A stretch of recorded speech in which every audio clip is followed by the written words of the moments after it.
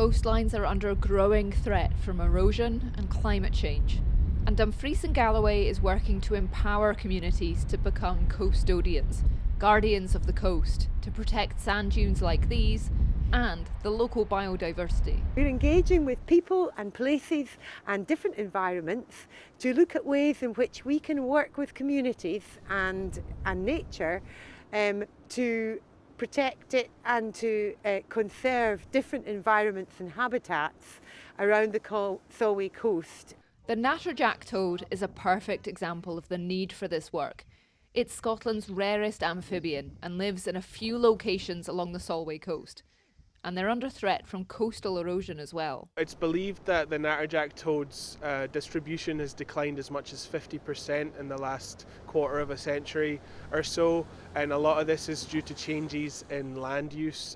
They're really feeling the coastal squeeze of things like coastal erosion and sea level rise, and there's nowhere really for them to retreat further inland. So what we're doing as part of the Species on the Edge is working with landowners and land managers like Hoddam and Kinmount estates near Powfoot to create and rejuvenate some of the habitats where historically they would have been associated. Habitat protection can even occur inadvertently. Mike spent years working to get an accessible walkway from the village to the beach, benefiting beachgoers and creatures living in these dunes. We're hoping that this will become the dedicated path that people use, and that will protect the dubs. And it will protect themselves. You know, we've had, I think, 3 breakages last year of people falling, so, you know, that will be a huge benefit. But the benefit is that until now, there's nothing to say that this is a site of scientific interest here. And we need to introduce some signage and make some attempt to protect that, or it'll be gone.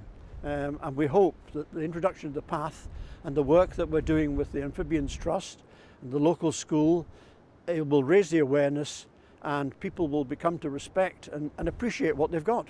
Part of the community engagement for the Coast-odians project is about preserving nature on the coast, but also further inland too, by educating locals about the world they live in. So the purpose of the walk, it was really just to give the historical background to the village.